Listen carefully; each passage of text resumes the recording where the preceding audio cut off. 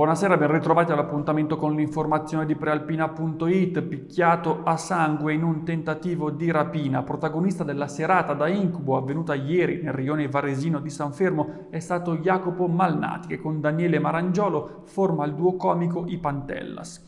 Lo youtuber di Sumirago aveva fatto visita a una parente. Quando tornato alla sua auto è stato avvicinato da due giovani che, armati di pistola, gli hanno intimato di consegnare tutto ciò che aveva di prezioso.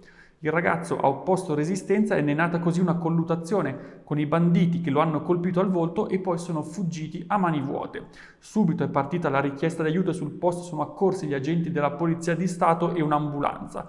Il giovane ferito è stato poi medicato in pronto soccorso a Varese e le indagini sull'attentata rapina sono ora condotte dalla squadra mobile della questura.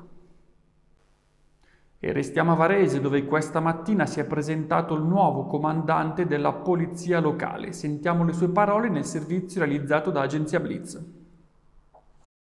Con orgoglio che ho cominciato da qualche giorno, quindi oggi è il terzo giorno che sono alla direzione del corpo di polizia locale e da subito abbiamo concordato con l'assessorato di riferimento un'attività intensa, la continuazione dell'attività che era stata coordinata da chi mi ha preceduto, dal dottor Ferrario, che ringrazio per l'attività prestata, e la faremo sicuramente al fine di contrastare le criticità che quotidianamente vengono segnalate, che vanno sia dalla viabilità per la presenza di cantieri importanti nell'accesso dalla città e sia anche dal punto di vista di sicurezza urbana, no? per potenziare quelle attività di contrasto al degrado urbano e in affiancamento ovviamente al grande lavoro che vengono svolte dalle forze di polizia che sono presenti sul territorio. Quindi l'azione è già partita con la programmazione di alcuni interventi, anche in ragione del fatto che ci stiamo avvicinando poi al periodo natalizio e per cui alcuni interventi devono essere rafforzati per forza. Proseguono i lavori in Viale Europa a Varese per il posizionamento del primo di una serie di autovelox. Vediamo il servizio con le immagini di Agenzia Blitz. La segnaletica verticale è stata posata questa mattina e i fotored sono pronti per entrare in funzione su Viale Europa e riprendere e multare gli automobilisti che superano i 70 km/h. Questo è il limite di velocità massimo stabilito per il tratto che dalla rotonda del Tomaino arriva all'imbocco di Viale Piero Chiara in entrambi i sensi di marcia. L'autovelox sarà operativo tra una decina di giorni, dopodiché il Comune di Varese procederà con l'installazione degli altri 3 dispositivi di controllo della velocità che saranno installati in via Campiglio, in via Saffi e sulla provinciale della Rasa. E sempre a Varese, questa mattina quasi 1000 bambini hanno marciato per i loro diritti. Ce ne parla Sabrina Narezzi con le immagini di Agenzia Blitz.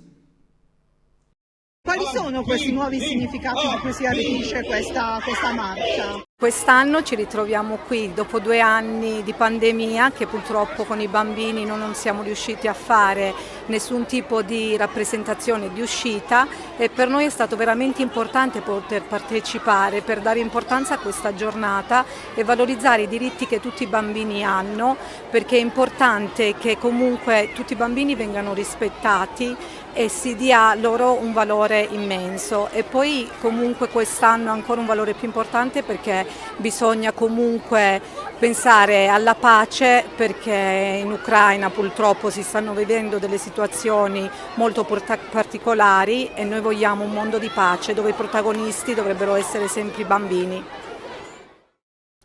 Nuova udienza nel processo nato dalla maxi inchiesta Mensa dei Poveri su un giro di presunte tangenti con epicentro la città di Gallarate. Oggi nell'aula bunker di Ponte Lambro a Milano è stato sentito proprio il sindaco Andrea Cassani, indagato per turbativa d'asta, che ha respinto le accuse, fornendo la sua versione dei fatti. Cassani ha infatti ribadito che da parte sua non ci fu alcuna ingerenza né nella gara pubblica per l'affidamento del servizio di redazione della variante del PGT e neppure nelle altre fasi delle procedure. E a questo tema saranno dedicati ampi servizi sulla Prealpina in edicola domani. Oggi a Busto Arsizio, al convegno Libere e Sicuro organizzato dall'europarlamentare Isabella Tovaglieri, si è parlato del dramma della violenza sulle donne. Tra i relatori l'assessore regionale Elena Lucchini. Vediamo il servizio realizzato da Francesco Inguscio con immagini Blitz. Siamo con l'assessore regionale alla famiglia e alle pari opportunità Elena Lucchini qui a Busto Arsizio per l'evento organizzato dall'europarlamentare Isabella Tovaglieri sulla violenza sulle donne. Quali sono le iniziative in campo da parte della Regione su questo tema fondamentale? Regione Lombardia è sempre dal fianco ai centri antiviolenza e tutta la rete interistituzionale presente sul territorio lombardo per supportare nel lavoro che stanno facendo i tantissimi volontari proprio per cercare di sostenere tutte le donne che sono vittime di violenza.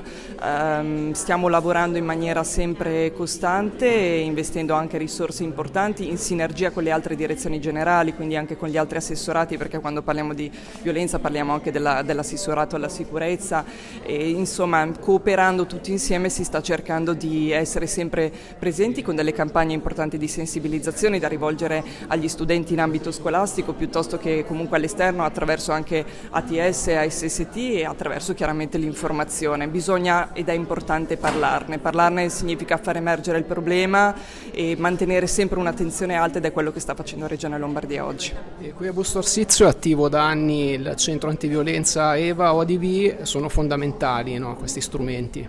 Sono fondamentali, spesso e volentieri parlo nel mio contesto provinciale dove ho conosciuto persone che hanno subito purtroppo violenza in passato e che oggi vivendole in prima persona si sono messi a disposizione degli altri, quindi io credo che la rete del volontariato che c'è nel nostro paese in Lombardia sia fondamentale per cercare di aiutarci, questo senso di rispetto e di aiuto rivolto verso gli altri. Si parte da quello perché senza di loro chiaramente noi non potremmo fare assolutamente nulla. Quindi noi oggi siamo qua come Regione Lombardia per supportare da un punto di vista economico, chiaramente per sostenere tutta una serie di iniziative, di proposte che vengono portate avanti, però è importante avere sempre loro al nostro fianco. Quindi prima di tutto il ringraziamento va rivolto a loro.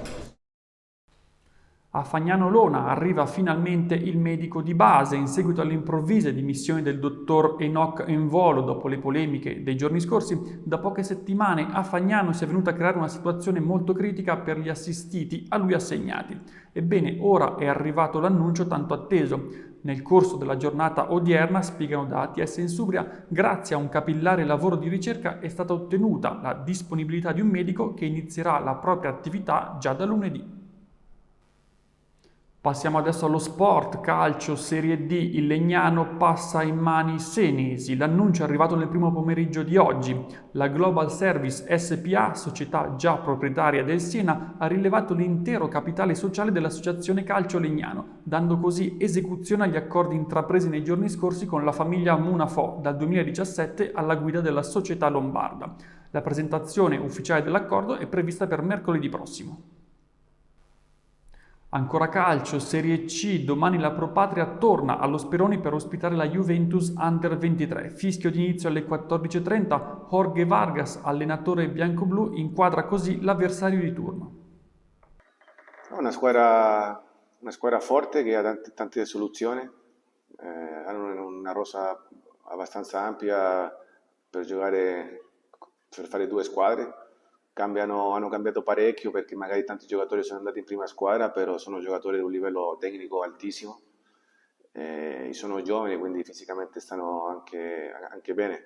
Dobbiamo fare una partita molto intelligente e molto combattuta perché è una squadra che tecnicamente se ti trova impreparato dietro difensivamente ti può fare male, quindi hanno ripartenze forti, giocatori tecnici, hanno tiro da fuori area.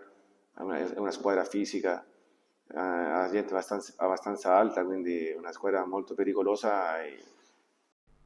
Questa è l'ultima notizia, l'appuntamento con l'informazione di prealpina.it torna come sempre domani alle 19, una buona serata.